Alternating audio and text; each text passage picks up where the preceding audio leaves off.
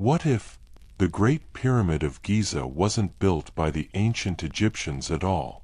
What if, when Pharaoh Khufu walked the sands of the Nile, he gazed upon a monument that was already ancient, already half-forgotten, already heavy with secrets not his own? The night air drifts quietly across the plateau. Moonlight spills over the limestone faces of the pyramid, brushing each block like the hand of time itself. Beneath the sand, silence. Above, the stars, cold, endless, and strangely familiar, as though they too remember a time before Egypt. You lie still. The world slows.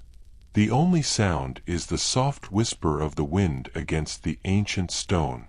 And somewhere within that silence, a question lingers. Who built this? And when? The Great Pyramid is said to have been raised 4,500 years ago, under Pharaoh Khufu of the 4th dynasty.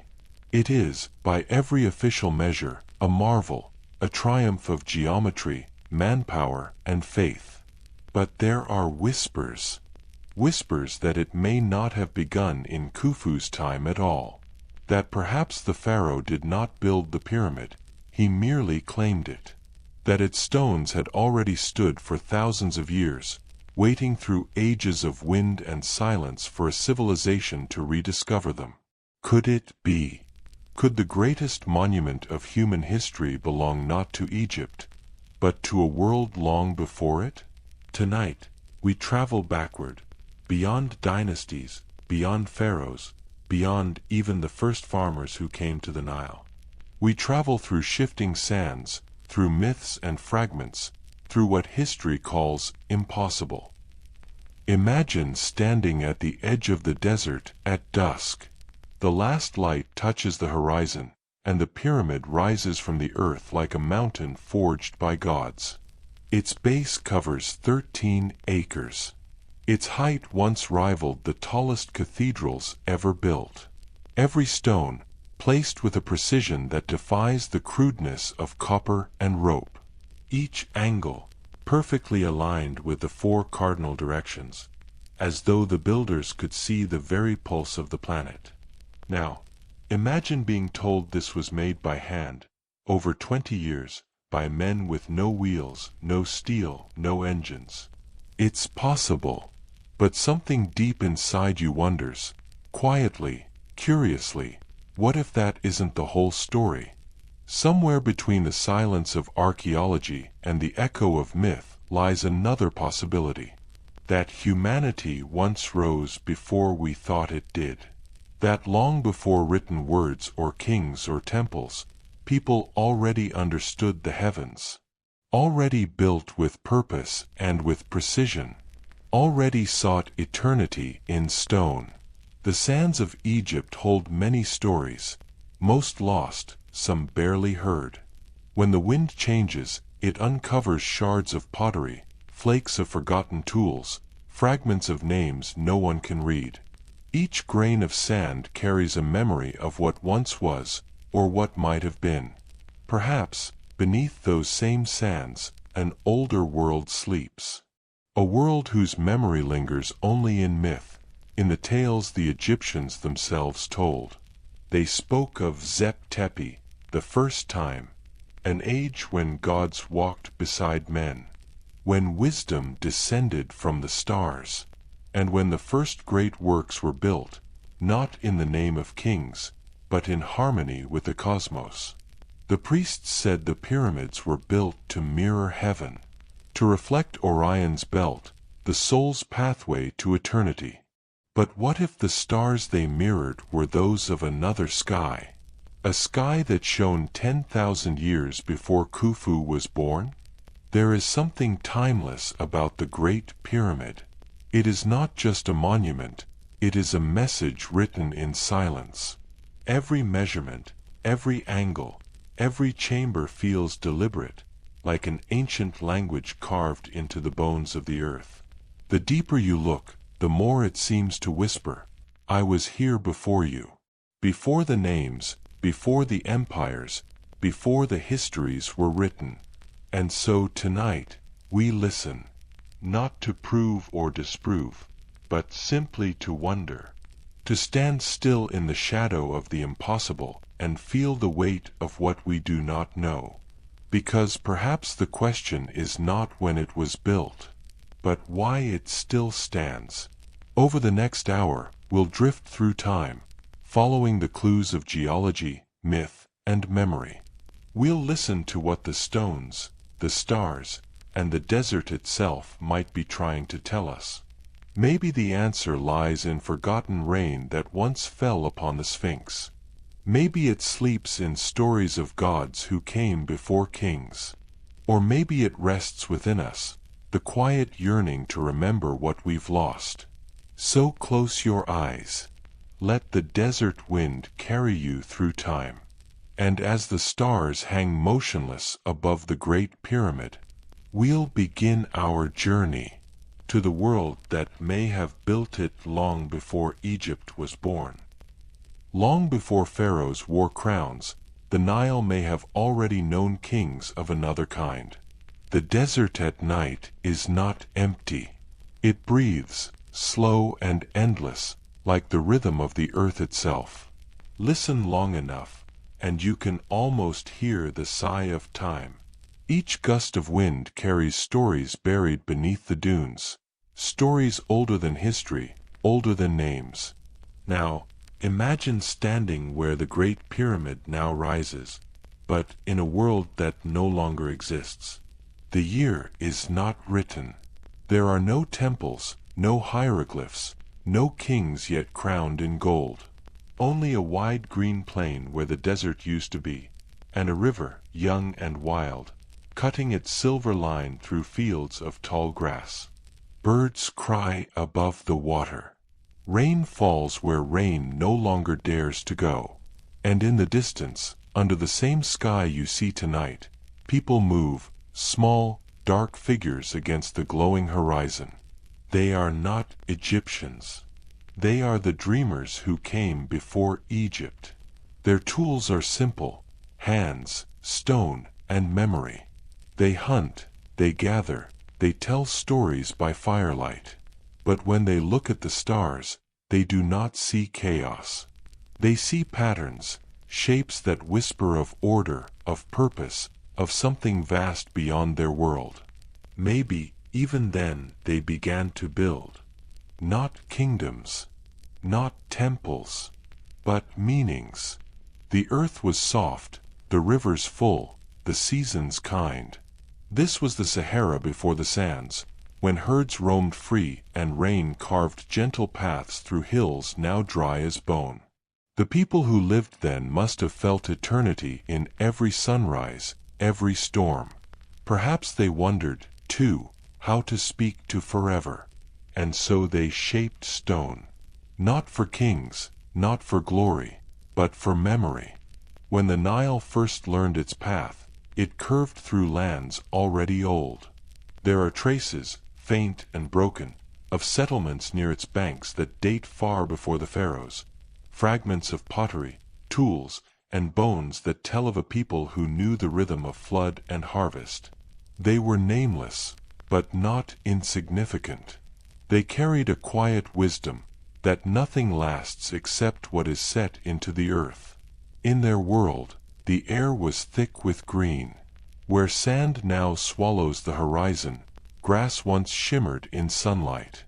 Elephants walked where the pyramids would one day stand. The wind carried the scent of rain and soil. If you close your eyes, you can almost see it, a paradise of rivers and shade. And perhaps, in some forgotten valley, the first stones were raised. Crude at first. Simple. But with time, they grew more deliberate, more exact, as if someone, or something, was teaching them the language of geometry. The earth remembers, even when we forget. When the rains stopped and the rivers dried, the people moved, following the retreating waters north, toward what would become the Nile Valley. Behind them, they left shapes in stone, carvings, circles, silent altars. The wind buried them. The centuries erased their names. But perhaps not all of their works were lost. What if, as they wandered, these early people carried with them a single memory, the dream of eternity carved in stone? What if, in time, that dream took root again, where the Great Pyramid now stands?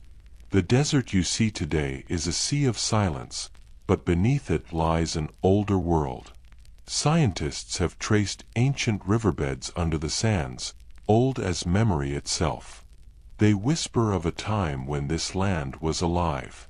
Every grain of sand may once have been part of a shore, a hill, a home.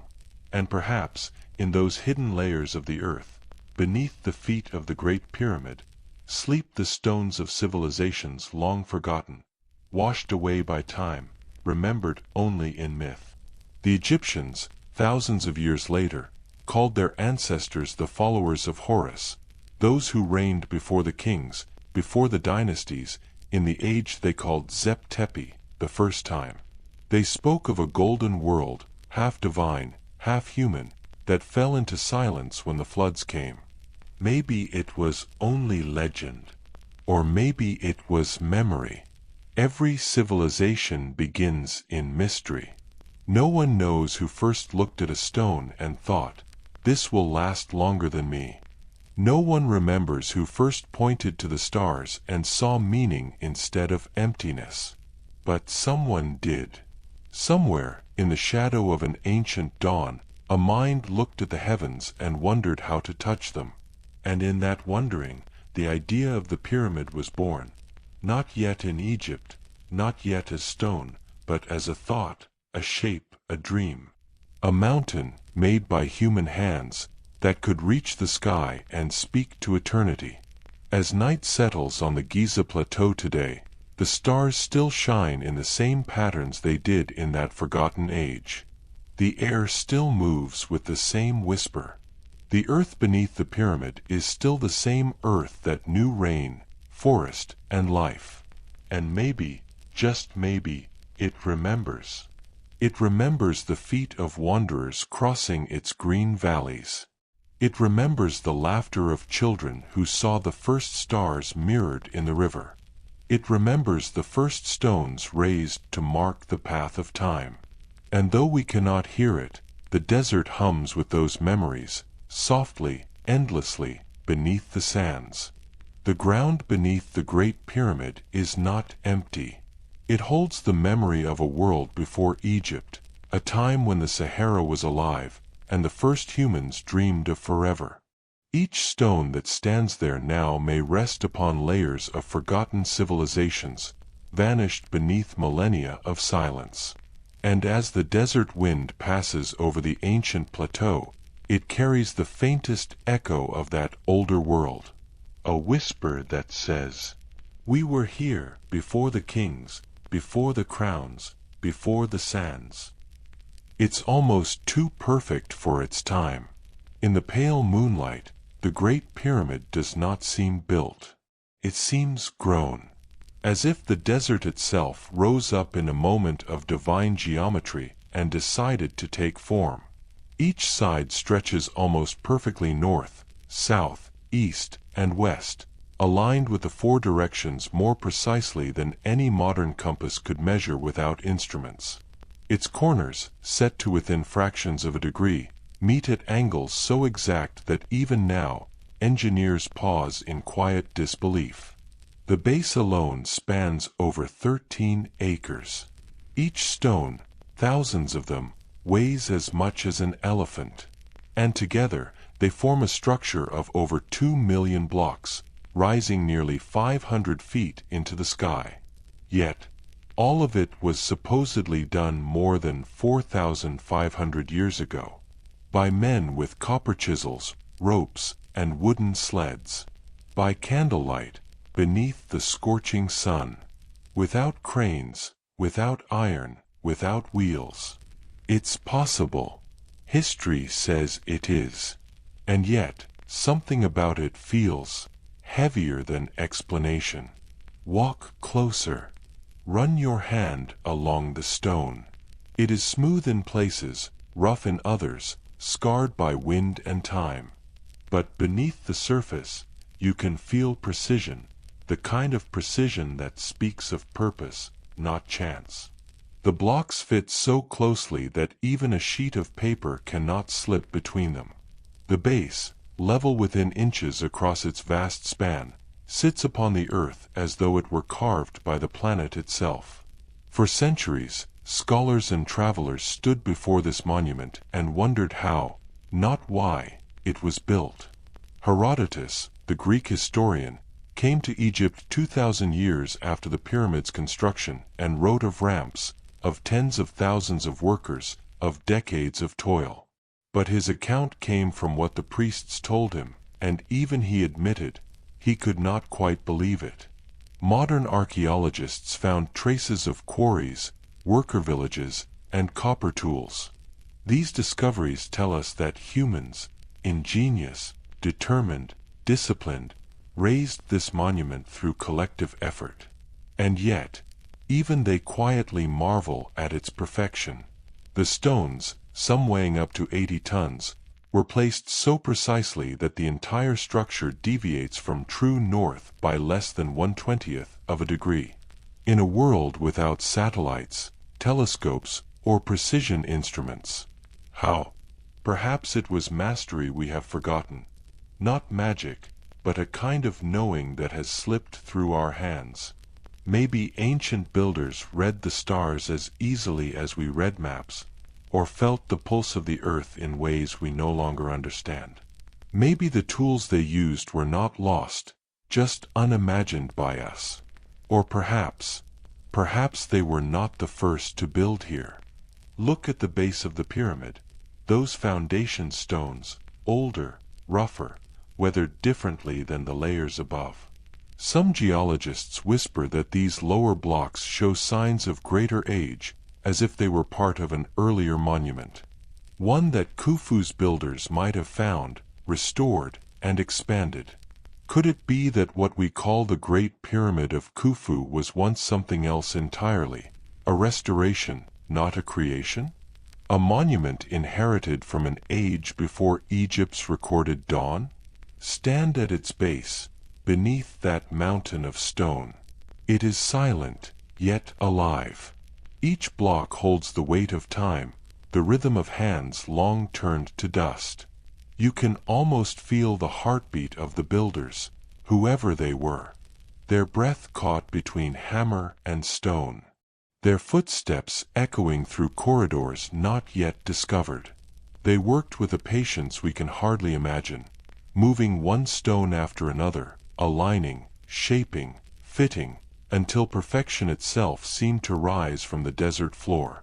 And still, the question lingers. Why?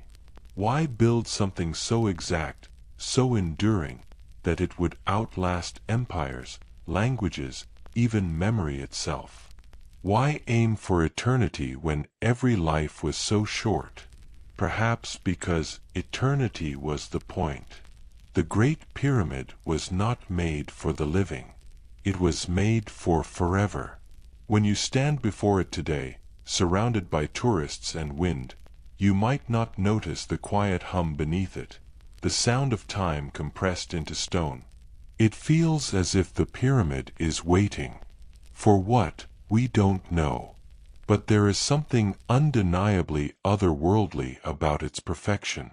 Some call it coincidence, the alignment with true north, the proportions matching mathematical constants like pi and the golden ratio. Others see it as proof that ancient builders were guided by a knowledge beyond their age, knowledge lost, buried, or remembered only in myth. Even the way its sides curve slightly inward, a subtle, deliberate correction invisible to the naked eye, speaks of engineering far ahead of its time. Such refinement was rediscovered only in the last century. Yet somehow they knew. Maybe this is the beauty of the Great Pyramid. It sits at the crossroads between what we know and what we dream. It is the perfect contradiction, the most rational, measurable, physical object, and yet also the most mysterious. We can calculate its volume, measure its shadow, weigh its stones. But we cannot measure its wonder. We cannot weigh the silence that clings to it like the sand itself. And in that silence lies a question that has endured for millennia. Did Pharaoh Khufu truly begin this? Or did he simply take possession of a monument already ancient in his time? The Great Pyramid should not exist, not with such perfection, not with such endurance, not with such silence. By every measure of its time, it surpasses reason. Perhaps that is why it still captures us, because it defies both the past and the present. Because it feels less like something built, and more like something remembered. A message from an age we've forgotten, carved into stone so precisely that even time itself cannot erase it. History says Khufu built it, but history can forget. Pharaoh Khufu. His name is carved lightly into fragments of history, a shadowy echo on temple walls, a whisper in the annals of Herodotus. He ruled the Nile some 4.5 millennia ago, a king draped in gold, ambition, and the weight of expectation. The story we are told is simple.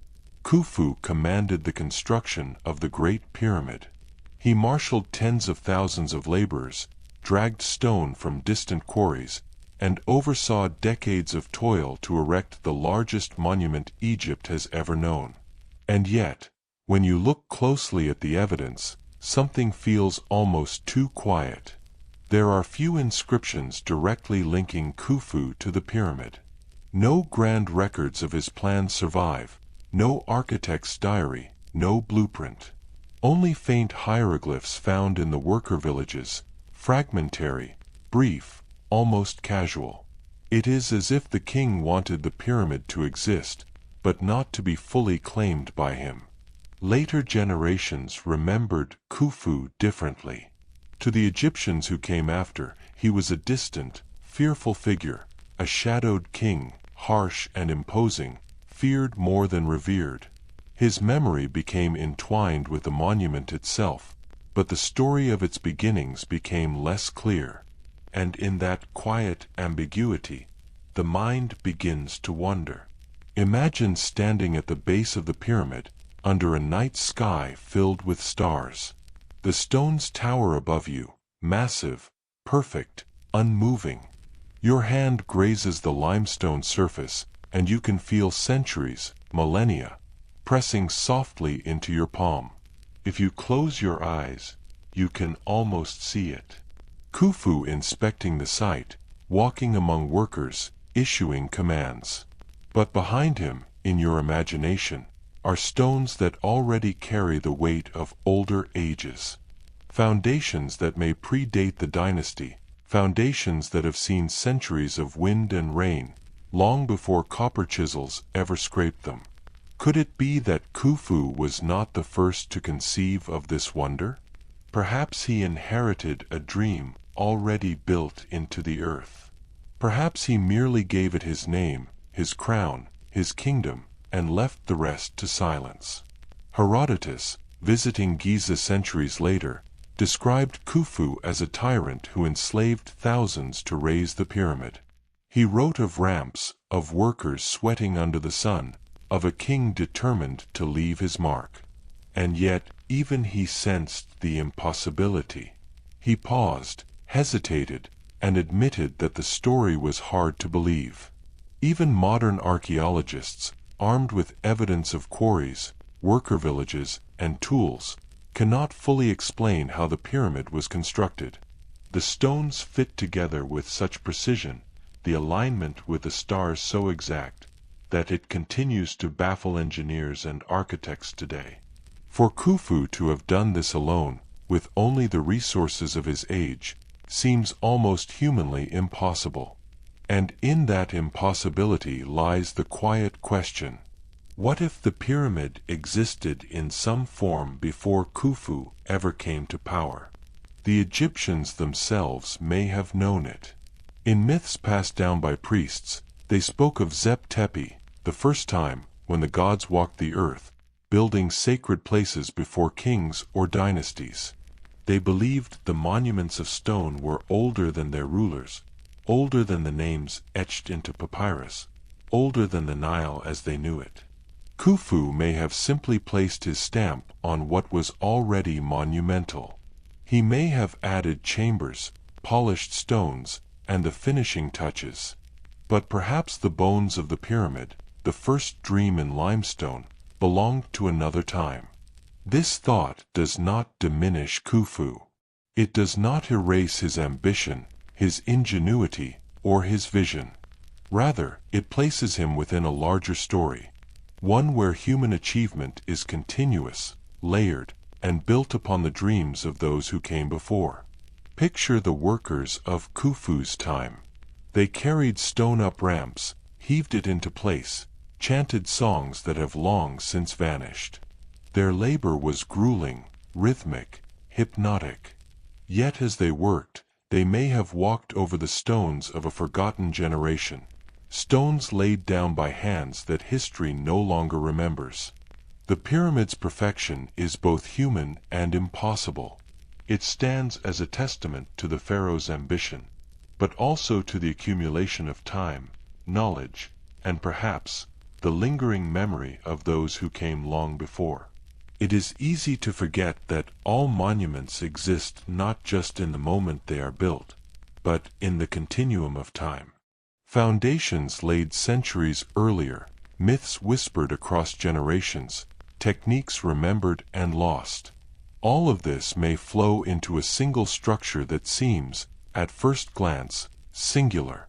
And yet, it is a story written across the ages, not only in the reign of a king, but in the patient, quiet, enduring pulse of human endeavor. Khufu's claim is both bold and delicate. He took the pyramid, made it his own, and left a mark that would echo through history. But even he could not claim the entirety of its story. The pyramid, in its silent majesty, does not belong to him alone.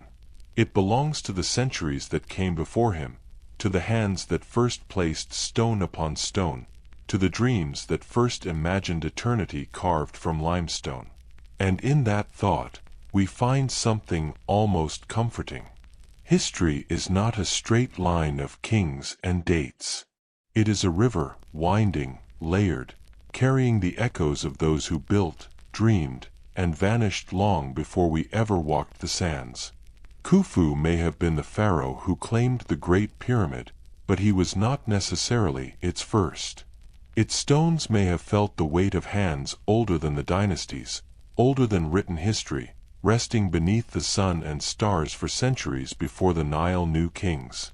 History remembers the crown, but the pyramid remembers more. It remembers those who dreamed before crowns existed, whose hands shaped a monument meant to outlast every king, every empire, and every era.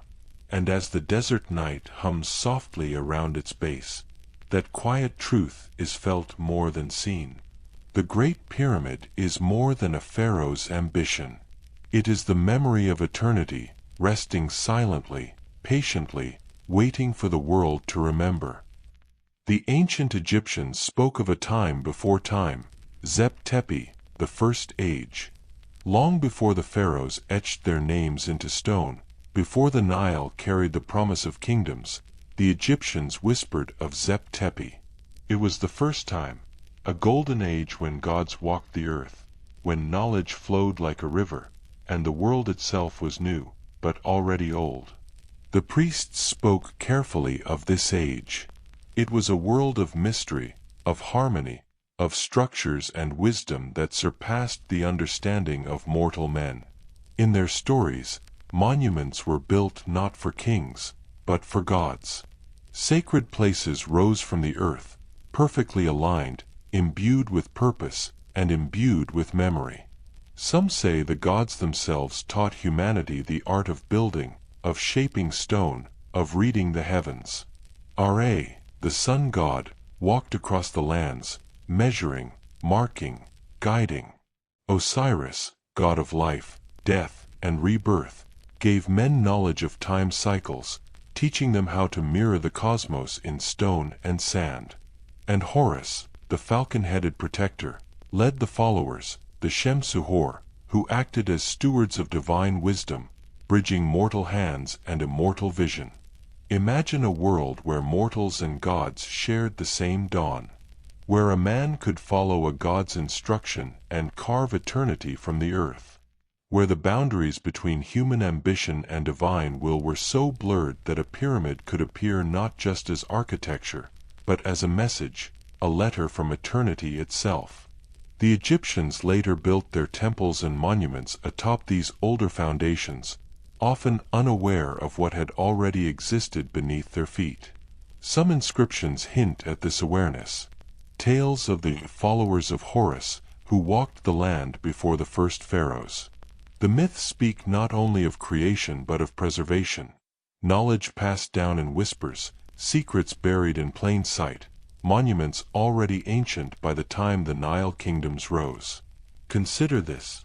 The Great Pyramid, towering, precise, unyielding, might have been one of these older structures. A creation not born of Khufu's command, but of the first age itself. Perhaps the pyramid was a relic of Zep-Tepi, a monument meant to anchor the wisdom of a time lost to memory. Its stones may remember the hands of the god's followers, careful, deliberate, sacred. And if that is so, the Egyptians were inheritors, not inventors. They polished, they added chambers, they left inscriptions.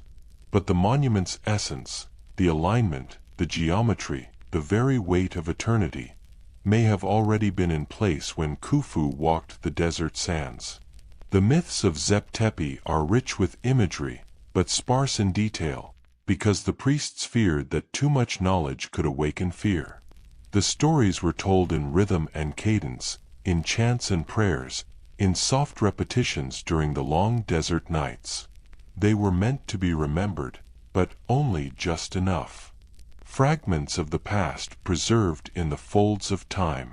In these stories, the gods were architects, not rulers. They designed places that mirrored the sky, that reflected the movements of stars, that captured the harmony of the universe in stone. And perhaps, when the Egyptians came later, they looked at these structures and said, quietly, "This is our inheritance. We are the keepers now." The first age had ended, but its monuments did not vanish. They waited, patient, silent, and eternal. Picture the pyramid in this first age. No pharaohs, no dynasties, no scribes recording their names. Only stones placed with care, corridors carved with precision, chambers aligned to stars, and a quiet understanding of eternity.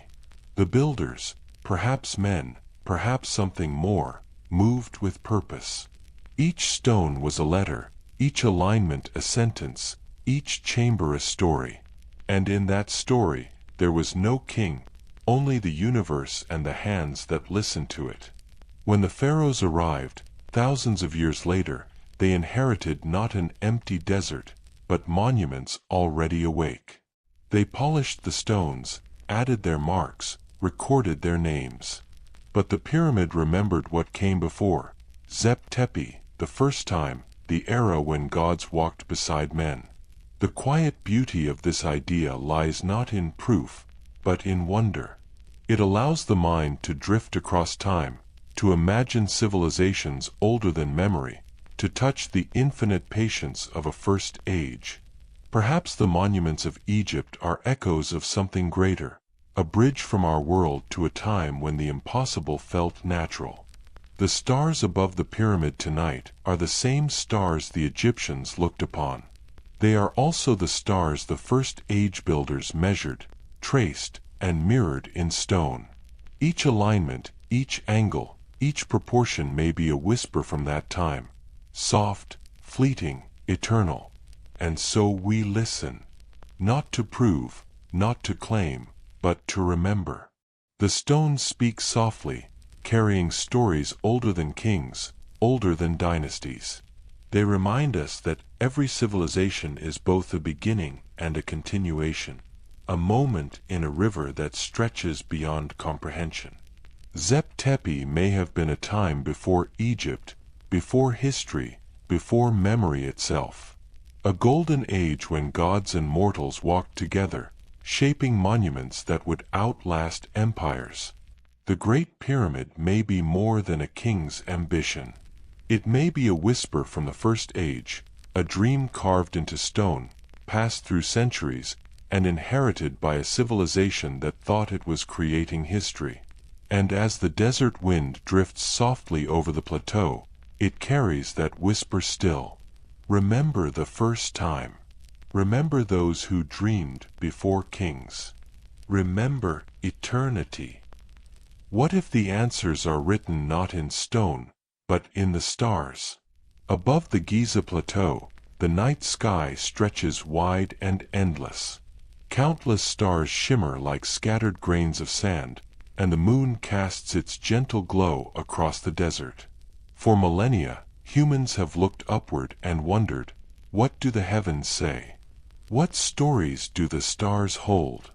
The Egyptians were among those who listened carefully. They saw not chaos, but order, patterns etched in light. Orion's belt, the constellation of Osiris, was more than decoration. It was a map, a mirror, a guide for eternity. And the pyramids themselves. Perhaps they were built to reflect those constellations. The Great Pyramid aligns almost perfectly with true north. Its sides echo the cardinal points. Its corners meet at precise angles, as if the structure itself were a compass designed by the stars. The placement is not random. It resonates with the rhythms of the sky. And some scholars suggest it may even reflect the heavens as they appeared thousands of years before Khufu's reign, as far back as 10,000 BCE. Imagine a world in which humans first understood the language of the cosmos. A civilization capable of mapping the stars with patience, observation, and wonder.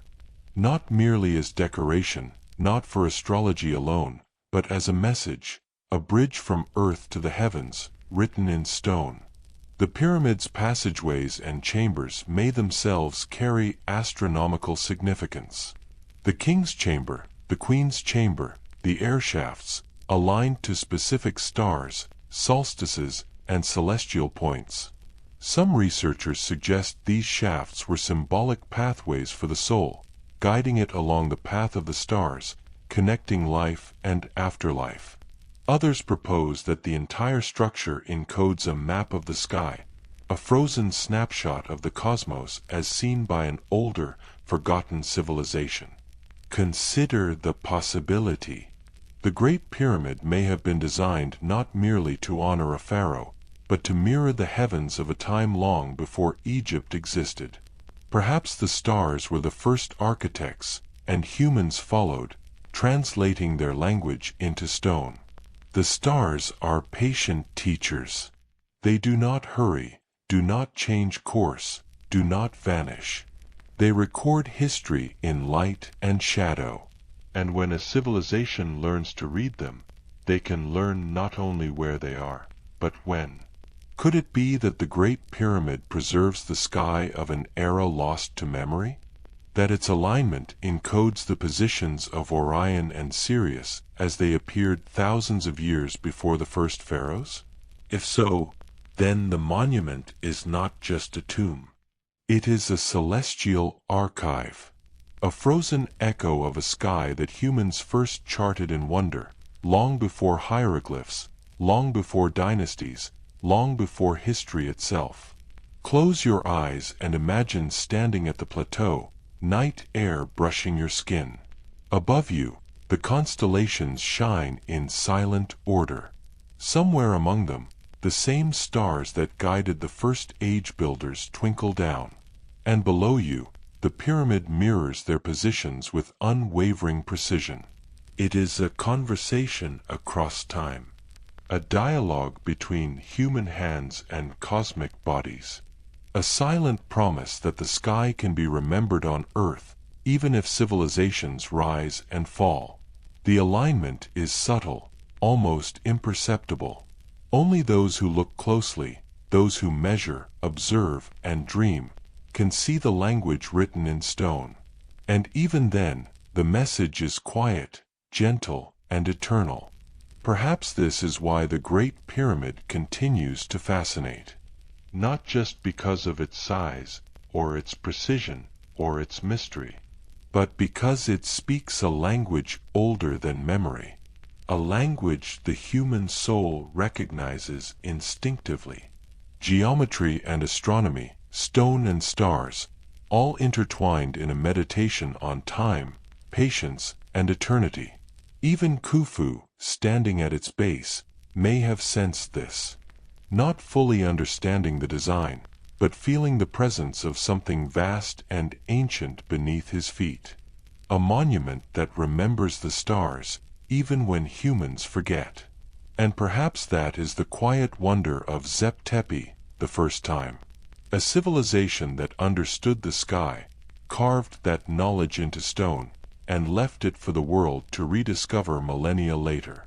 The stars continue to shine as they did in the First Age, and as they did in Khufu's time. The pyramid remains, unmoved, patient, silent. It is a bridge across ages, from the green Sahara of lost civilizations to the dynasties of the Nile, and onward to our modern gaze. And if you listen carefully, in the quiet of the night, you can almost hear the whispers of the builders, those who measured the heavens, who translated starlight into stone, who dreamed not only of monuments, but of eternity. The Great Pyramid may not only mark the ambition of a pharaoh. It may be a record of the cosmos itself. A reminder that humanity has always looked to the stars, seeking understanding, seeking connection, seeking permanence in a fleeting world. And perhaps, in mirroring the sky, the pyramid preserves a memory of a civilization older than Egypt, one that first learned to read the heavens and to carve that knowledge into the earth. Its stones whisper, "We remember the stars. We remember the first time. We remember the heavens long before kings walked the land." Once, the desert was not sand, it was forest, rain, and river. Close your eyes and imagine the Sahara, not the vast, sun-scorched desert we know today, but a land alive with water, trees, and life. A place where rivers sparkled under the sun, carrying fish and reeds, curving through valleys filled with grasses taller than a man. Elephants roamed freely, giraffes stretched their necks to the sky, and herds of antelope galloped across plains dotted with lakes.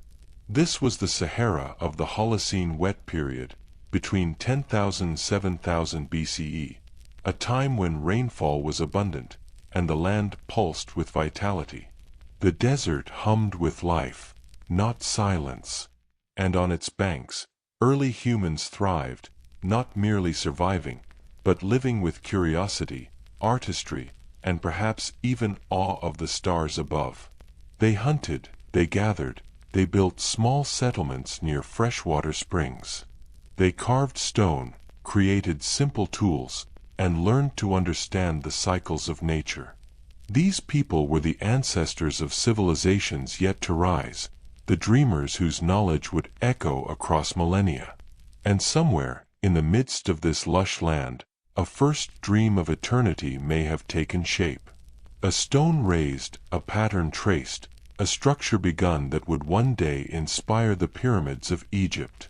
Picture a young boy standing on a grassy hill, watching the sun set behind a river. His family gathers reeds for baskets, fish for dinner, stones for small shelters. But his eyes are on the horizon, on the mountains, on the sky.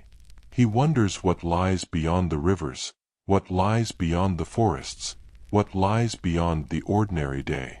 Perhaps he dreams of shaping the world in a way that lasts. Perhaps he begins to arrange stones in patterns, lining them up with care, imagining that one day someone will see them and know that he was here. The Sahara then was a place of memory, not emptiness. And in memory, the first structures, crude, humble, yet purposeful, might have been raised. A monument, not for kings, not for glory, but for the stars, the river, the earth, and the endless sky. Archaeologists today have uncovered traces of these ancient settlements. Nabta Playa, stone circles, and ceremonial alignments predating the dynasties by millennia. These sites suggest that humans in the Green Sahara understood astronomy, ritual, and the power of marking time with stone. They may have observed the same stars that later guided Egyptian architects. They may have begun a language of geometry and alignment that would echo in the Great Pyramid. The Green Sahara was a cradle for human innovation, observation, and perhaps the very first dreams of eternity. It was a world where civilizations were born not by the Nile alone, but by the rhythms of rivers, rainfall, and stars. And when the rains began to retreat, when the desert slowly reclaimed its sands, these early humans carried their knowledge southward, toward the land that would become Egypt. Imagine the Nile flowing through a gradually drying landscape. The people migrate, guided by instinct and memory. They remember the green valleys, the lakes, the herds, and the stars that shone above their ancient homes. Perhaps, in these migrations, the first whispers of pyramid building traveled with them. Perhaps the first dream of eternity in stone was carried in their hands and hearts, waiting for the right moment, the right ruler, the right time to become the Great Pyramid. It is easy to forget, looking at the Sahara today, that this desert was once fertile. But every stone, every buried relic, every alignment of distant monoliths is a trace of that green world. A subtle reminder that humans do not invent in isolation. We inherit, adapt, and continue the dreams of those who came before. There is a quiet poetry in this realization. The Great Pyramid is not merely a product of Khufu or the pharaohs. It may also be a reflection of a far older landscape, a memory of rivers, forests, and rainfall, of early humans gazing at stars and imagining eternity. Consider the stones themselves. Some may have been quarried long after the Green Sahara vanished. But the idea of raising a monument, of shaping stone to outlast the ages, could have traveled with humans from these fertile lands. What we see as perfection in Giza may be the culmination of thousands of years of observation, knowledge, and silent dreaming. The desert has swallowed much, but it has not erased memory. It preserves echoes in stone, buried pathways, and faint alignments, fragments of a world older than the pharaohs, older than Egypt, older than recorded history. As night falls on the Giza Plateau today, it is easy to imagine the Green Sahara once stretching beyond the horizon. The wind carries a memory of water and grass, of herds and children, of ancient humans who first dreamed of permanence. The stars above are the same stars they watched. And in the alignment of the Great Pyramid, perhaps we can glimpse their dream, their quiet meditation on eternity, carried across time. The desert is no longer green, but its memory is alive in the stones. The pyramid stands as a bridge between worlds, the lush Sahara of the First Age, the dynasties of Egypt, and the present moment when we listen and imagine. The Sahara was not always silent. It was once alive, fertile, and filled with human imagination. And it is from this green world, its rivers, its forests, its first dreamers, that the echoes of the Great Pyramid may have originated. The monument we see today is more than stone. It is a continuation of an ancient dream carried across time and landscape, from a lush Sahara to the heart of the Nile Valley. And as you drift into sleep tonight, remember, the desert itself once dreamed, and in its memory, we find the quiet origins of eternity. The stones tell a story, if you know how to listen. Stand at the base of the Great Pyramid and run your hand along the limestone blocks. They are weathered, uneven in some places, smooth in others, a testament to millennia under the sun and wind. But look closely at the lower stones, especially those near the ground, near the plateau. There is something unusual about them, something that seems almost out of place. Geologists have long studied these foundations, intrigued by the patterns of wear. The lower stones show signs of erosion that are different from the wind-swept upper layers. Soft, rounded grooves, smoothed by the persistent touch of water rather than wind.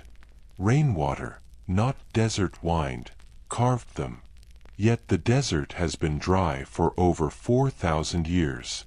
The weathering seems to tell a story older than Khufu, older than the dynasties, older even than the recorded history of Egypt itself. Could it be that the stones were exposed to water long before the pharaohs ever walked these sands? That the erosion we see today is a whisper from a wetter, older world, when rain fell freely, and the desert was alive with rivers and lakes? The Sphinx nearby tells a similar tale. Its enclosure shows deep vertical and horizontal weathering, inconsistent with the dry desert climate of the last 4.5 millennia. Some researchers suggest this erosion could only have formed under persistent rainfall over centuries. A quiet clue buried in stone, pointing to a time when the sands were not sand, but soil and water, forests and grass. If this is true, then the Great Pyramid itself may rest on foundations carved and shaped long before the first pharaohs. Foundations that have witnessed the gentle caress of rain, the slow sculpting of millennia, the shifting of climates. The erosion is subtle, almost imperceptible unless you know where to look. It is like listening to an ancient song beneath the roar of the present, a song that speaks of time, patience, and the slow hand of nature. The stones themselves are storytellers. Their grooves and fissures, their smooth surfaces, their weathered edges, all are records, if only one knows how to interpret them. And they suggest something extraordinary, that the pyramid may have been built atop an older world, a world that existed in a green Sahara, under skies heavy with rain. This is not mere speculation. Geologists like Robert Schoch have carefully studied the patterns and suggested that the evidence points to water erosion dating back to 7,000 to 10,000 BCE. Long before Khufu, long before dynasties, long before history as we know it. It is a quiet mystery, not loud or flashy, but insistent. It whispers across time. The stones remember more than we do. Imagine the rain falling softly across the desert millennia ago. Imagine the hands of early humans, perhaps the followers of Horus, walking these foundations, carving, shaping, dreaming. The water runs over limestone, smoothing the edges, leaving a record invisible to casual eyes. The sun dries it, the wind sculpts it further, and then, slowly, the desert begins its long silence. Centuries pass. The pharaohs arrive. Khufu's builders polish and add to the stones, following the ancient lines already present. Yet beneath the polish, beneath the additions, the evidence remains. The rainwater's gentle touch, the work of centuries, captured forever in limestone. It is as if the earth itself remembers the people who came before. And in that memory, the Great Pyramid becomes more than a monument. It becomes a bridge between worlds, the world of the pharaohs and the world before them. Think of the pyramid as a layered storybook. The upper layers tell the tale of Khufu and dynasties. The middle layers speak of builders, laborers, and architects. And the lowest stones, those touched by rain that fell thousands of years earlier, tell the story of a world older than recorded history, older than the Nile kingdoms, older than time as we think we know it. The erosion is not damage. It is a memory, a message from the past, carved by water and stone, waiting quietly for us to notice. Perhaps the Great Pyramid is not merely a feat of human ambition. Perhaps it is a monument built upon memory, layered with the whispers of civilizations long gone, a record of both human hands and natural time. The pyramid invites us to listen, to hear the story hidden in stone, the song of erosion, the record of rain. It asks us to wonder not only about the builders we know, but about the builders we may never know. Those who shaped the stones, measured the stars, and left a monument that could endure both time and desert. It is a gentle reminder that history is not always what it seems. The stones hold secrets older than dynasties. And if we pay attention, they tell us stories. Stories of green Sahara rivers, of rainfall sculpting foundations, of a world before Egypt, before kings, before time. The erosion on the pyramid stones may be the oldest clue of all. It hints at a time before the pharaohs, before dynasties, before the deserts we know. A time when the world was wetter, greener, and alive. A world that may have shaped the very foundations of the Great Pyramid. And so, the monument stands not only as a testament to human ambition, but as a memory of the earth itself, patient, enduring, and quietly whispering across the millennia. Remember the rains. Remember the green lands. Remember the hands that came before kings. Who were the builders before the pharaohs? Before the pharaohs claimed the Nile, before dynasties etched their names into history, humans had already begun to shape the land. They were the forgotten builders, the hands and minds that set the first stones, mapped the heavens, and whispered the first dreams of eternity into limestone. Imagine a small settlement by a river, long before the pyramids of Giza. Families gathered in circular huts of reeds and clay. Fires crackled in the center, casting warm light on children's faces. Men and women worked the land, fished from rivers, carved small stones into tools and markers. And perhaps, in quiet reverence, they began to build, not for kings, not for glory, but for the stars, the river, and the cycles of life. Archaeological sites like Nabta Playa give us glimpses of their lives. Stone circles, alignments, and ceremonial sites that predate Egypt's dynasties suggest a deep understanding of astronomy and ritual. These early humans were careful observers, mapping the sky long before the pharaohs walked the desert sands.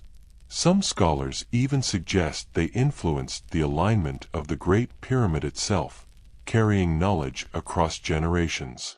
Legends blend with archaeology. The Egyptians spoke of the Shem-Suhor, the followers of Horus, who walked the land before the dynasties. These figures are shrouded in myth, half gods, half men, guardians of knowledge, teachers of geometry and astronomy, keepers of sacred traditions. They may never have existed as named in history, but their memory lingers, preserved in ritual, myth, and monument. Imagine the forgotten builders moving in harmony with the land. They carried stones, laid foundations, aligned structures with the stars. Each movement was deliberate, each placement thoughtful, each structure a meditation on time and eternity. They built without the expectation of fame. Their reward was not a crown, not a monument inscribed with their name, but the act of creation itself, a quiet, lasting dialogue with the universe. Perhaps these forgotten builders were the first to dream of structures like the Great Pyramid. Perhaps they laid the groundwork, literally and figuratively, for the monumental architecture that Egypt would later inherit. The precision, the alignment, the sheer ambition of the pyramid may not have been conceived overnight, but grew from centuries of observation, experimentation, and quiet genius. And when Khufu came, he inherited more than stones. He inherited ideas, alignments, and a vision already encoded in the land. His workers polished, adjusted, and added, but the essence of the Great Pyramid may have been whispered into existence by hands now lost to memory. It is a beautiful thought, that greatness is rarely created in isolation. It is passed down, nurtured, refined, layer upon layer, through generations of minds both seen and unseen. The forgotten builders may have vanished from history, but their legacy is everywhere. It lies in the alignment of stones, in the care with which foundations were laid, in the echo of footsteps across the plateau. They are present in Nabta Playa, in the first green Sahara settlements, and in the mysterious alignments that point to stars no longer visible in the same positions. Their memory is not written on papyrus, but carved into stone, hidden in plain sight, waiting for us to notice.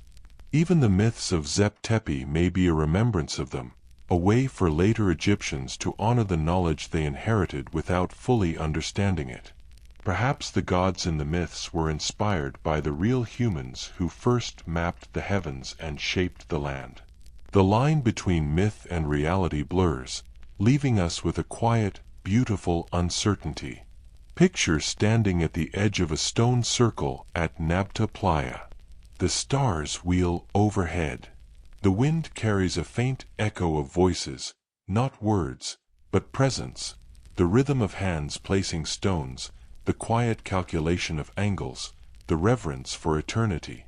These people, lost to history, are nonetheless alive in their work. They dreamed before dynasties, and their dreams ripple through time into the Great Pyramid. And that is the quiet wonder of the forgotten builders. They remind us that monuments are not solely the work of kings. They are the accumulation of centuries of observation, imagination, and quiet labor. They are a conversation across generations, a bridge from the Green Sahara to the dynasties, from myth to history, from silence to story. The Great Pyramid, in all its grandeur, is both a tribute and a mystery. It honors the pharaohs and the dynasties, but it also honors the hands that came before, those who observed the stars, measured the land, and dreamed quietly of eternity. Their names may be lost, their voices silent, yet their legacy endures.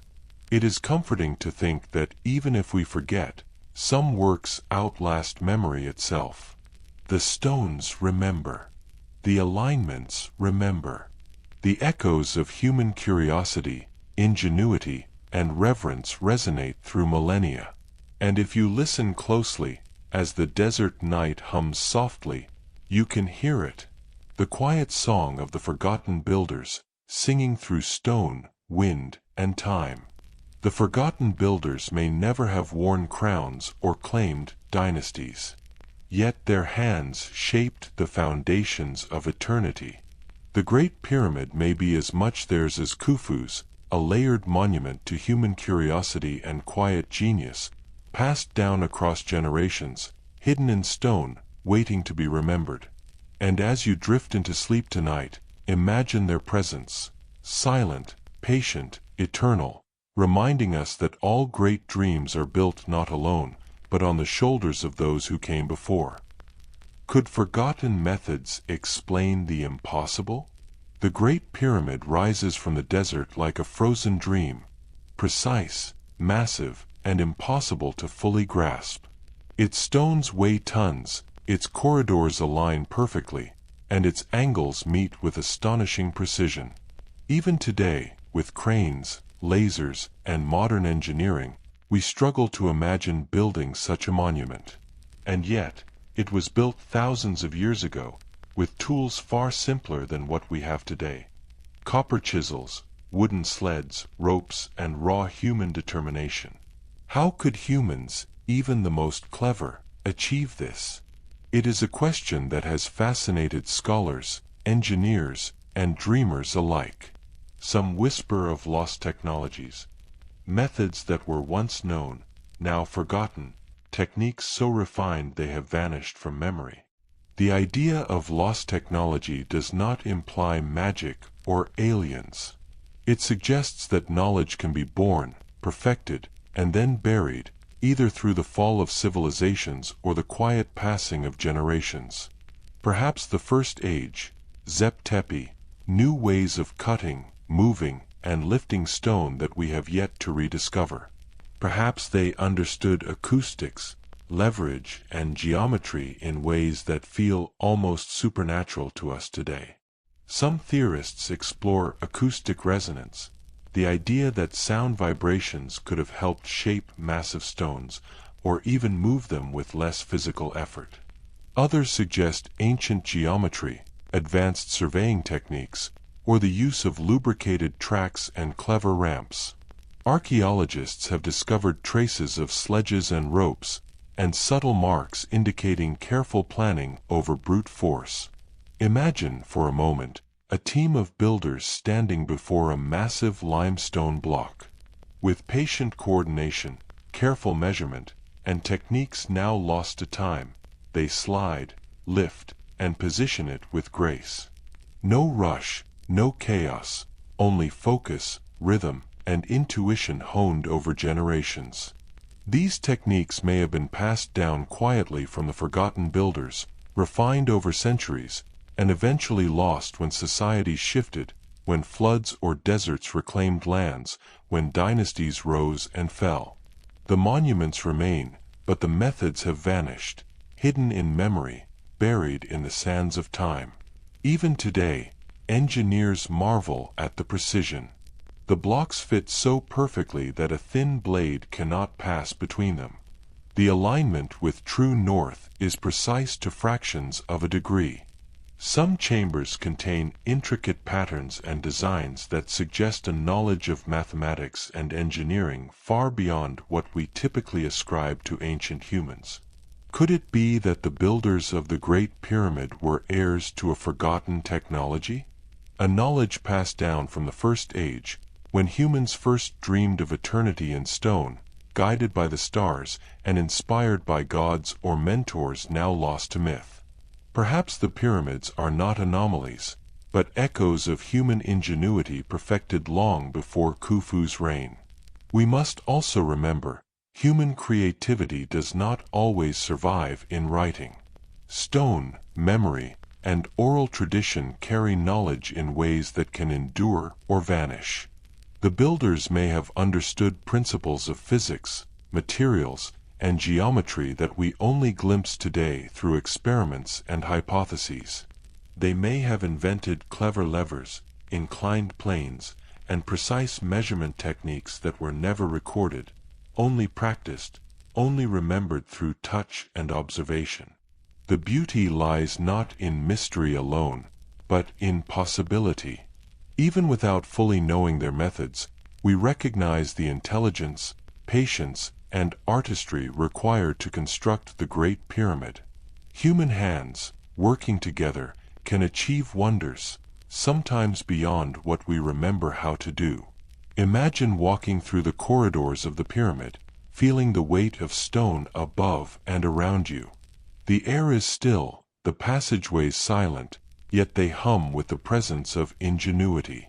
Every angle, every chamber, every perfectly placed stone speaks of knowledge we may never fully recover. And yet, it is human knowledge, born of observation, intuition, and generations of careful practice. Perhaps the greatest lost technology is not a tool or machine, but human patience and understanding itself. The art of listening to the land, reading the stars, and shaping stone in harmony with both. A skill cultivated in the Green Sahara, carried forward by the forgotten builders, polished by dynasties, and preserved in the Great Pyramid's eternal form. We often assume that what is lost is gone forever. But sometimes it lingers in plain sight, encoded in stone, in alignment, in the sheer impossibility of what was achieved. The Great Pyramid invites us to imagine, to wonder, and to honor the skill that built it, whether we fully understand it or not. Even today, the structure challenges us, reminding us that human ingenuity is not bound by our current knowledge. It whispers across time, the impossible can be done, if patience, precision, and imagination guide the hands of builders.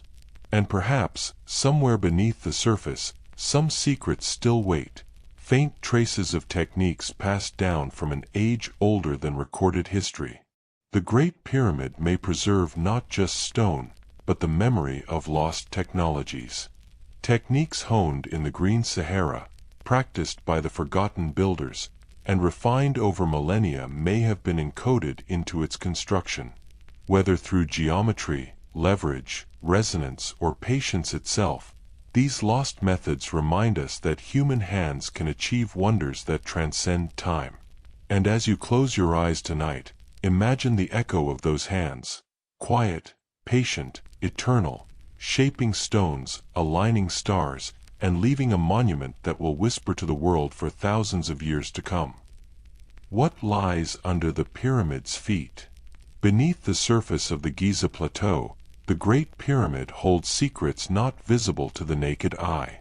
It is easy to walk along its sides, marvel at its height, and imagine the pharaohs overseeing construction. But what lies beneath the stones, hidden in shadow and silence, is a world of mystery. Ground-penetrating radar and modern scanning techniques have revealed voids, chambers, and unexplored tunnels that lie beneath and within the pyramid. Some of these spaces are small, almost hidden. Others are immense, like echoing halls carved into the earth, their purposes still unknown. Even after centuries of study, the pyramid guards its deepest secrets quietly, patiently, as if aware of time's gentle passage. Imagine standing at the entrance of a newly discovered chamber. The air is cool, scented faintly of limestone and dust. Your footsteps are absorbed by centuries of silence. And the walls, smooth, geometric, precise, hint at purpose, yet leave it tantalizingly mysterious. These hidden chambers may have been intended for burial, ritual, astronomical alignment, or perhaps knowledge we cannot yet grasp. They suggest that the Great Pyramid is not just a monument seen from above, but a labyrinth of intent beneath the surface. A quiet world beneath stone, whispering of human ingenuity, ambition, and reverence. Some researchers speculate that these hidden voids could even contain evidence of older construction phases, layers predating Khufu, echoes of work begun by civilizations long forgotten. Others suggest the chambers may have held objects or writings, now lost, meant to preserve knowledge for the ages. The pyramid may thus be a library, a map, a temple, and a tomb, all layered one atop the other. Even today, the unexplored sections of the pyramid remind us that history is not fully known. Every scan, every discovery opens more questions than it answers. The Great Pyramid is not a closed book, it is a living story written in stone, waiting for those patient enough to listen. Consider the builders who shaped the pyramid. They may have envisioned these hidden spaces from the start, aligning them with stars, solstices, or spiritual pathways. Or perhaps some chambers were added over generations, refined and adjusted, layering intention upon intention. The pyramid becomes not only a structure but a meditation on time, memory, and the unfolding of human thought. Walking through an undiscovered chamber in imagination, one can sense the care taken in each measurement, each cut, each placement of stone. It is the culmination of centuries, perhaps millennia, of human observation, experimentation, and aspiration. And though the purpose of these spaces remains elusive, they convey a quiet truth, that human curiosity and reverence can endure far longer than we imagine. Hidden chambers evoke the imagination like nothing else. They remind us that what we see on the surface is only part of the story. Beneath our feet may lie entire worlds we have yet to comprehend, spaces that carry memory, knowledge, and intention. Some chambers may have been symbolic, others functional, practical, and perhaps some were meant to remain hidden, accessible only to those initiated in secret knowledge or attuned to the rhythm of the cosmos. The Great Pyramid, in this sense, is more than architecture. It is an enigma, a silent guardian, a bridge between the known and unknown. Imagine, in quiet thought, the earth holding these chambers for millennia. Rain, wind, sun, and sand pass above, while below, hidden spaces remain untouched. Every stone, every corridor, every void preserves a memory of human hands, human thought, and perhaps even human dreams. And when we explore, physically or imaginatively, we participate in a gentle dialogue with the past. We feel the patience, the curiosity, and the reverence of those who laid the first stones. We sense the layers of history stacked within, and the whispers of civilizations that preceded even Khufu. Perhaps the hidden chambers are like dreams carved in stone. They invite reflection, patience, and wonder. They remind us that not all knowledge is meant to be revealed at once, that mystery itself has value.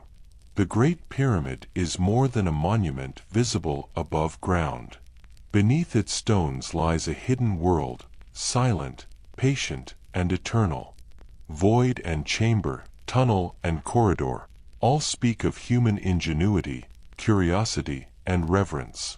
And in these hidden spaces, perhaps we can sense the echo of civilizations older than Egypt, the presence of the forgotten builders, and the quiet record of dreams and intentions passed down through time. The pyramid sleeps above, but beneath, it remembers, a monument not only of stone, but of human aspiration, patience, and the enduring mystery of what lies beneath.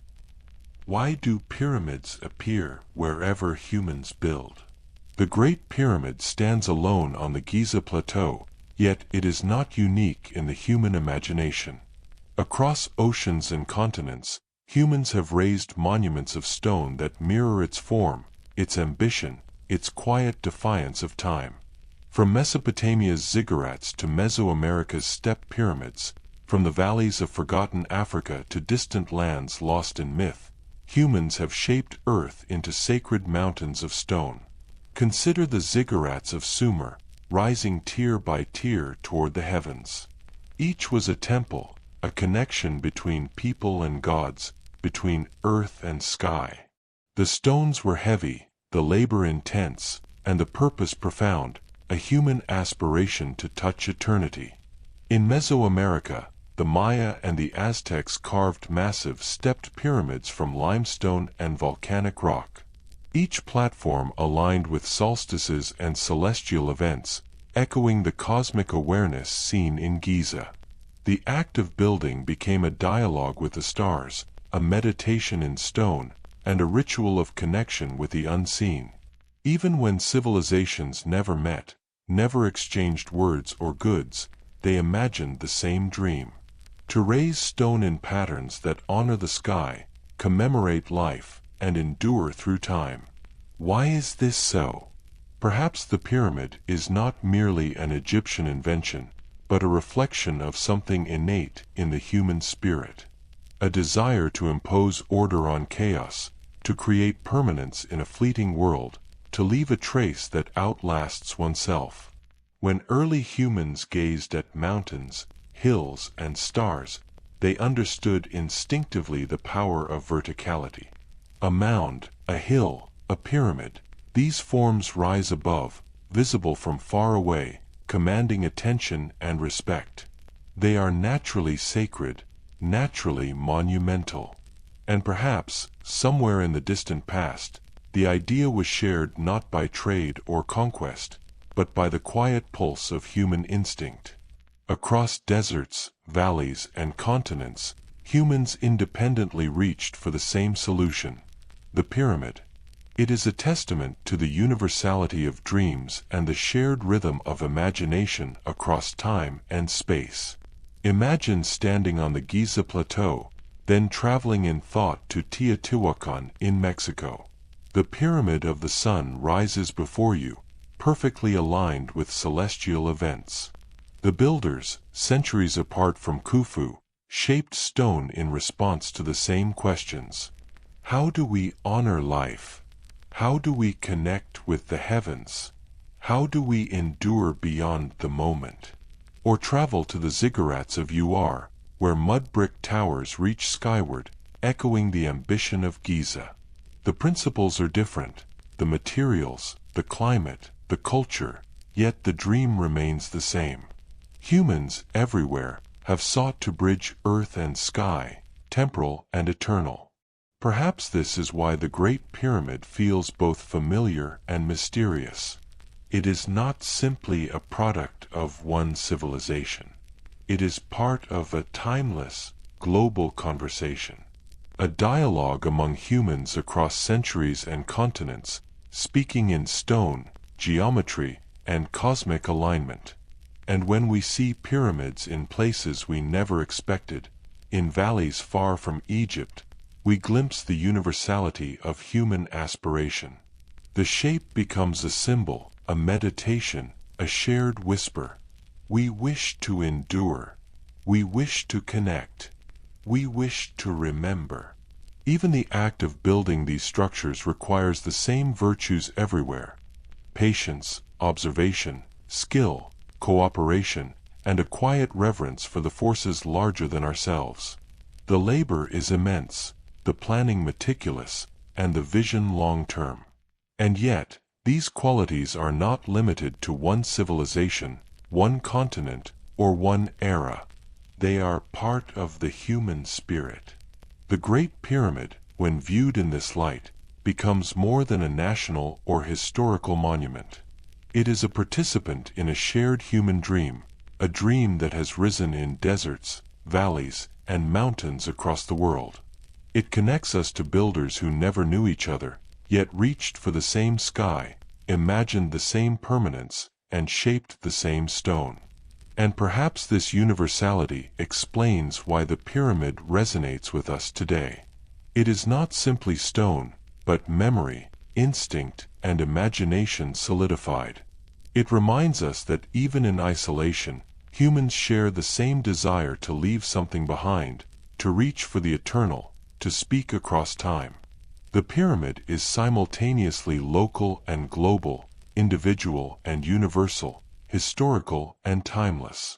It embodies a dream we recognize intuitively, one that has echoed through deserts, jungles, and plains since the First Age. The Great Pyramid is part of a global pattern, a universal dream that rises wherever humans seek permanence, connection, and understanding. From Mesopotamia to Mesoamerica, from forgotten valleys to sun-scorched deserts, humans have imagined and built stone monuments that reach for the heavens. And in this, the pyramid reminds us of something profound: we are not alone in our wonder. Across time and space, humans share the same heartbeat, the same instinct, the same quiet longing to touch eternity. As you drift into sleep tonight, imagine the builders of distant lands, the stars shining above them, their hands shaping stone in the same dream, a dream that continues in the Giza Plateau and within our own imagination. When knowledge fades, stories survive. Long before paper and digital screens, history lived in memory.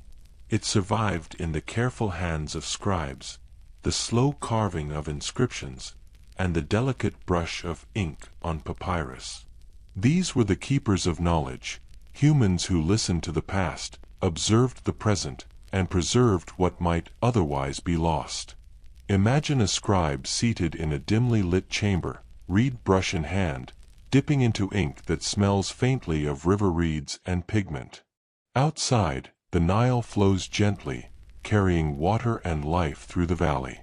Inside, the scribe traces lines of hieroglyphs, meticulous, deliberate, each stroke a bridge between past and future. The scribes recorded kings and dynasties, rituals and myths. But sometimes, hidden in the margins, in symbolic depictions, or in the stories of gods, they preserved memories that predated Egypt itself. They remembered the whispers of the forgotten builders, the alignment of stars, the cycles of the Green Sahara, and even hints of the mysteries buried beneath the Great Pyramid. Herodotus, the Greek historian, visited Egypt centuries after Khufu.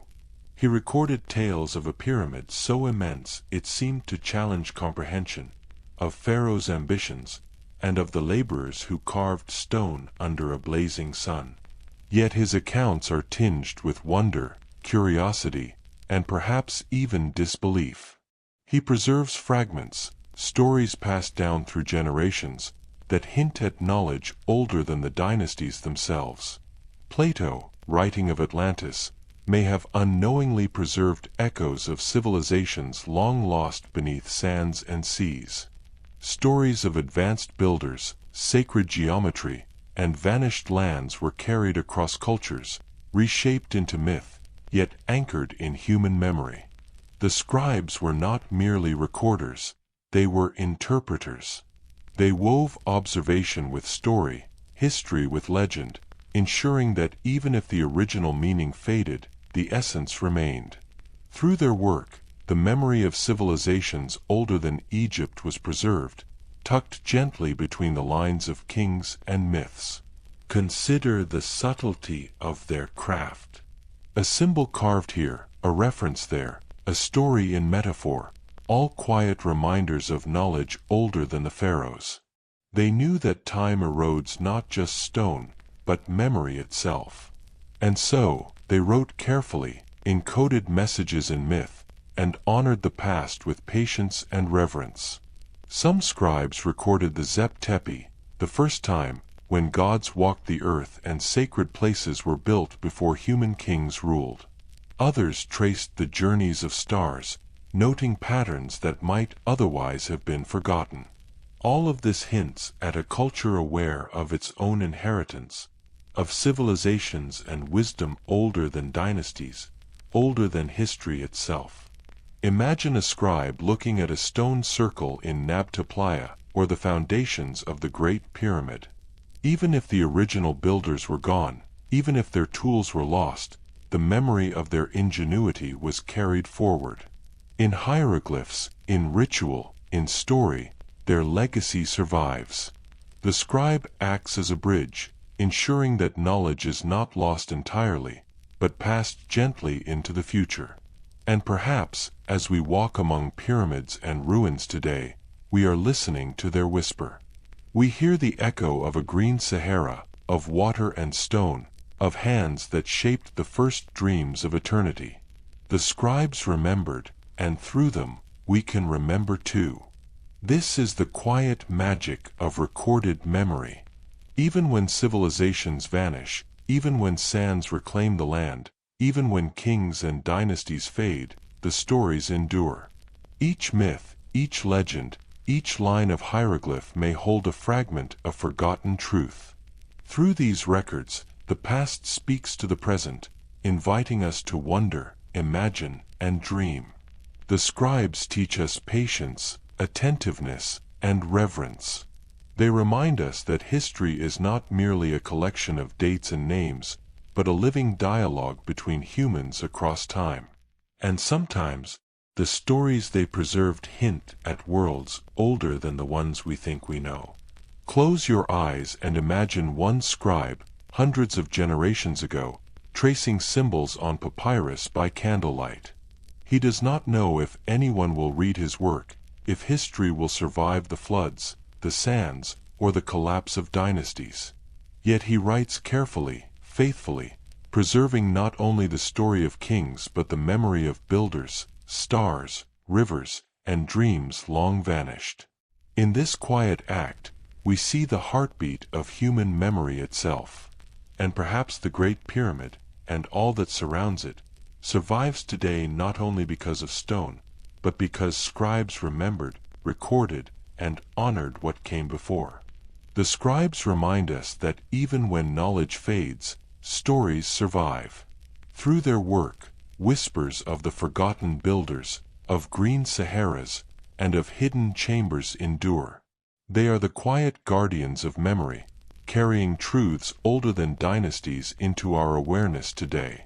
And as you drift into sleep tonight, imagine the scribe's gentle hands, the careful strokes of ink and chisel, preserving the dreams of civilizations long gone, and know that even in silence, the past remembers us, as we remember it.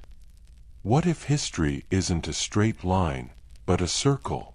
We often think of history as a line, a beginning, a middle, and an end.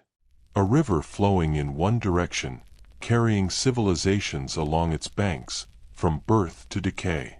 But some philosophies, some myths, suggest another vision, one where time moves in cycles, where rise and fall are part of a gentle, repeating loop.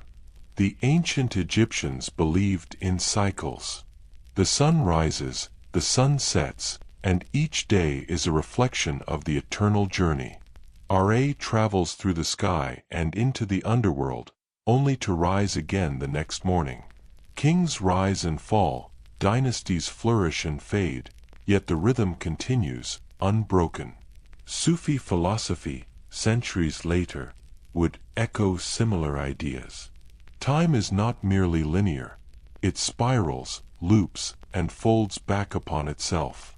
Civilizations may vanish, but their essence returns in echoes, in monuments, in stories, waiting to be remembered. Imagine the Great Pyramid, standing silently through these loops of time. Perhaps the stones themselves have seen more than one civilization rise and fall. Perhaps the foundations were laid by those who dreamed before the pharaohs, and their work was rediscovered, refined, and honored again centuries later. History is less a straight march and more a conversation, between people, between eras, between the present and the past. In this view, the Great Pyramid is not just a product of Khufu's reign. It is the continuation of an ancient dream, carried forward, rebuilt, remembered. Its perfection, its alignment with the stars, and its endurance are a testament to civilizations echoing through time, each building upon the memory of the last. Think of time as a gentle loop. The Sahara was once green, full of rivers and lakes. The forgotten builders shaped stone and observed the stars. Rain fell and rivers flowed, civilizations thrived and vanished.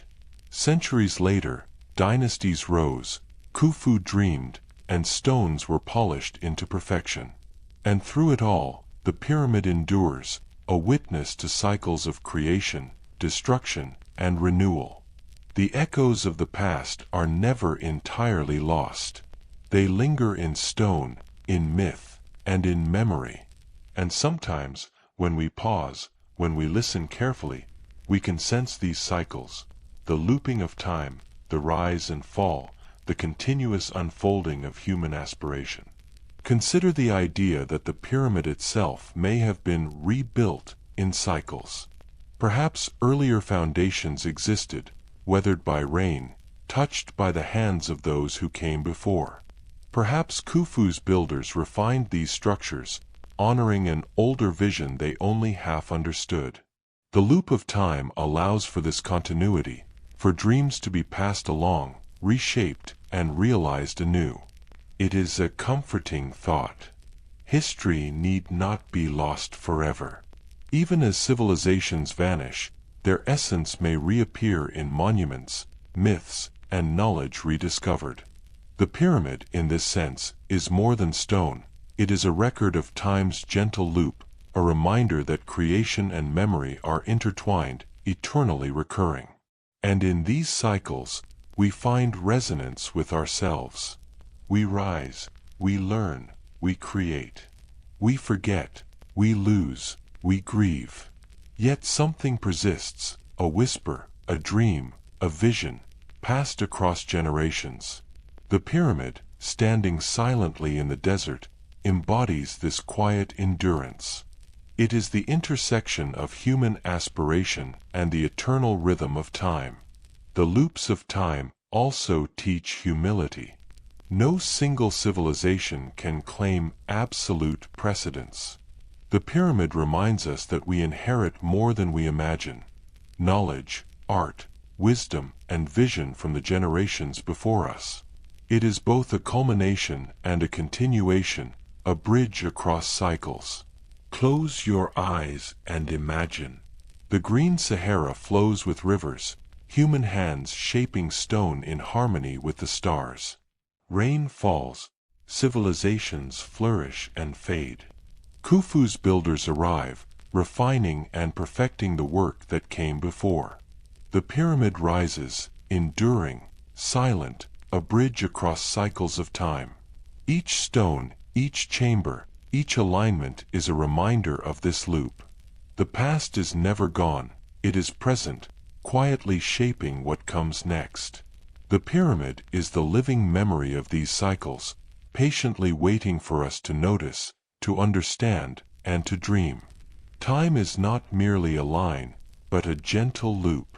The Great Pyramid is a monument to this rhythm, the rise and fall of civilizations, the continuation of dreams, and the endurance of human aspiration. It connects us to the forgotten builders, the pharaohs, and every hand that touched stone across millennia.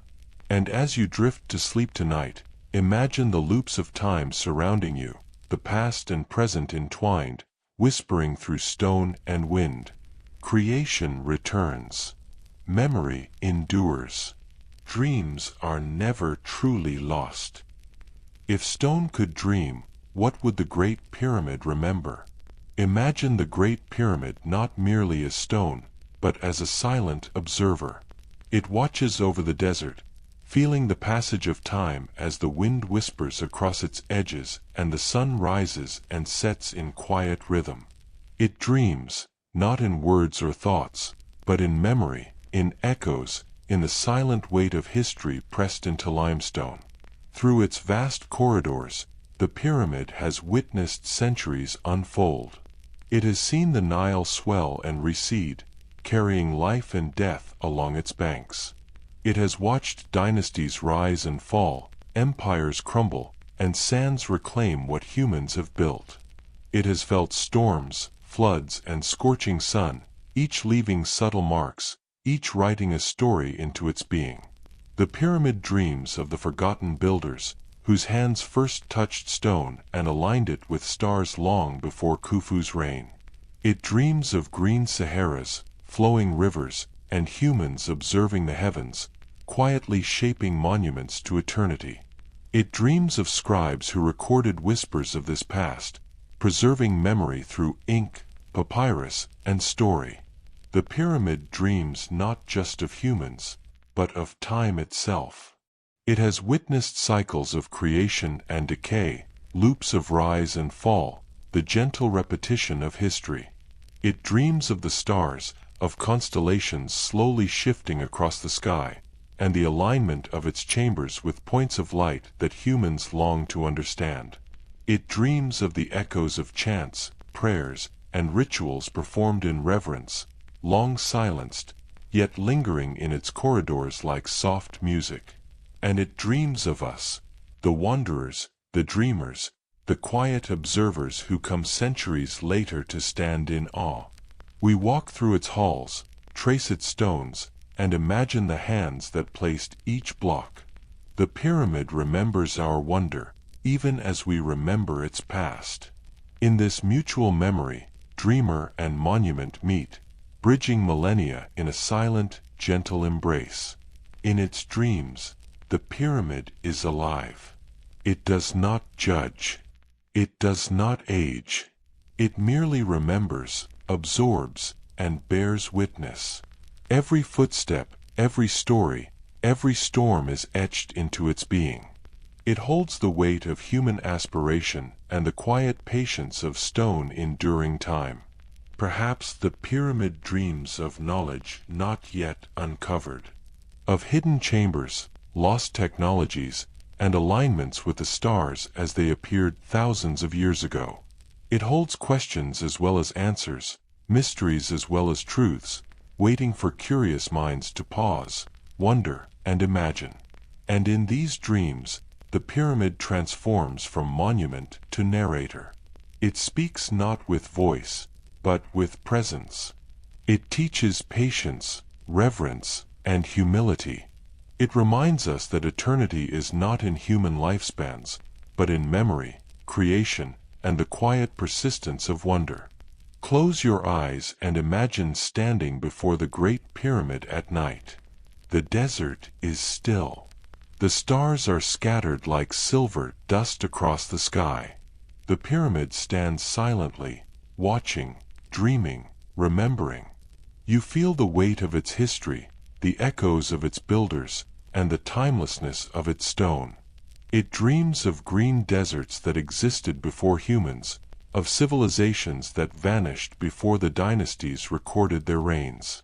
It dreams of the pharaohs, the scribes, the astronomers, the laborers, and the wanderers who have passed through its shadow. And it dreams of you, the listener, the dreamer, the keeper of its story. In this way, the pyramid is more than stone. It is a vessel of time, memory, and human aspiration. It reminds us that the world is larger than our lifetimes, that knowledge endures beyond empires, and that dreams, quietly nurtured, can last for millennia. The Great Pyramid dreams of humans long gone, of civilizations that existed before Egypt, of scribes who preserved memory, and of stars slowly moving across the sky. It reminds us that history is not only recorded in words or bones, but in stone, in alignment, in silent observation. It holds memory, curiosity, and wonder, a living, silent witness to the cycles of time. And as you drift into sleep tonight, imagine the pyramid dreaming beside you, carrying the whispers of the forgotten builders, the patience of ancient civilizations, and the quiet hope that some part of us, like the stones, may endure forever. Maybe we aren't meant to solve the pyramid, only to remember it. The desert stretches endlessly, a sea of sand and stars. Beneath your feet, stone remembers, silent, patient, eternal. The Great Pyramid rises in the night, casting long shadows, absorbing moonlight, and holding secrets older than memory itself. We have traveled far in imagination tonight. We wandered through green Saharas, imagined the forgotten builders, traced the alignment of stars, and felt the hands of scribes preserving memory across millennia. We have explored hidden chambers, marveled at lost technologies, and understood the loops of time. And yet, the pyramid remains a mystery. Its stones hold questions we may never answer. Its corridors hide stories that may never be told. Its silent presence is both invitation and enigma. Perhaps this is the gift of mystery. It allows the imagination to wander, to dream, and to reflect. It connects us not only to the past but to something larger than ourselves, the quiet, enduring pulse of human curiosity and aspiration. Mystery does not frustrate, it comforts. It whispers that not everything must be understood. Some stories, like the pyramid itself, exist to endure, to inspire, and to remind us of our place in the vast flow of time. Close your eyes and imagine standing beside the pyramid as the night air moves softly over sand and stone. You feel the weight of millennia pressing gently, not as a burden, but as a gentle embrace.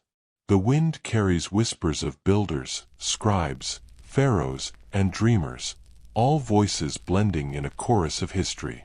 The pyramid does not demand understanding. It asks only that we remember, reflect, and marvel. Its mystery becomes a meditation, a bridge between the human mind and the eternal rhythms of the earth, stars, and time itself. Perhaps this is why the Great Pyramid continues to captivate us. It reminds us of patience, ambition, and human ingenuity. It teaches that some questions are not meant to be solved, only to inspire awe. It carries the dreams of civilizations long gone and invites us to dream alongside them. We can imagine the builders who shaped stone with care, the scribes who recorded memory, the pharaohs who walked its corridors, and the stars that aligned perfectly above. We can feel the loops of time, the cycles of rise and fall, creation and decay. And we can accept that some stories remain silent, waiting for us to listen with the mind, the heart, and the imagination. In this quiet reflection, there is peace. We do not need to solve every secret, uncover every chamber, or decode every alignment. We need only to remember, to honor the past, to marvel at human creativity, and to let wonder guide us.